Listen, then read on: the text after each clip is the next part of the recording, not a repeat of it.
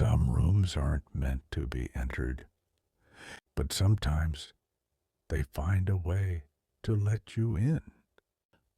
When I moved into the old apartment, I wasn't expecting much. The rent was cheap, the walls were cracked, the hallways smelled faintly of dust and something metallic, like old pipes that had been bleeding rust for decades. The landlord was a strange old man, thin as a rail, eyes pale and unblinking, like he forgot how to close them all the way.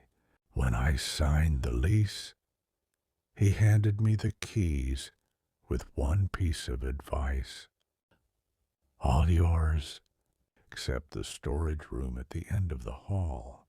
That one's locked, been locked for years. Don't bother with it. He didn't smile when he said it. It didn't feel like a warning. It felt like a fact. The first few nights were quiet enough. Just the creak of old wood, the occasional hum of pipes in the walls. But on my second night, I heard it. At first, I thought it was the wind sneaking through the warped window frames, a faint, muffled sound. But no, it was whispering. Too close, too human, and it was coming from the end of the hallway, from the locked storage room. I told myself it was nothing. Old buildings make old noises. I went back to bed. But every night after that, the whispers came back, clearer, louder. Sometimes I could swear they were saying my name. Other times, dozens of voices all at once, overlapping, too fast to understand. On the fifth night, I couldn't resist. I walked to the end of the hallway. The air felt colder there, heavy with a damp, stale smell, like old paper left in a basement. I expected to see a door, but there wasn't one. No hinges, no frame, not even a seam in the wallpaper, just a flat wall.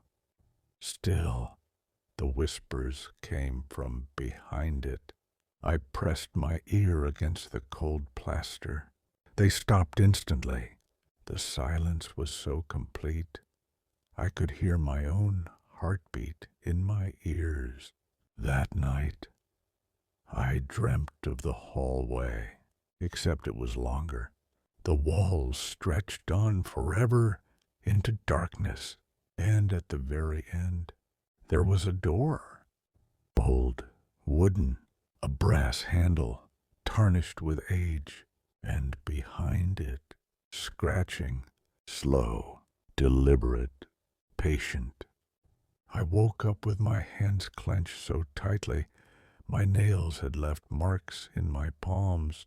The sound of scratching still echoed in my mind. So real I half expected to see marks on my bedroom wall. On the seventh night, the whispers changed. They weren't coming from the end of the hall anymore. They were right outside my bedroom door, and this time they were laughing. I packed my things before sunrise. I didn't bother waiting for the landlord. As I stepped into the hallway one last time, I glanced toward the far end. The wall where the storage room had been now had a door, and as I watched, the brass handle began to turn.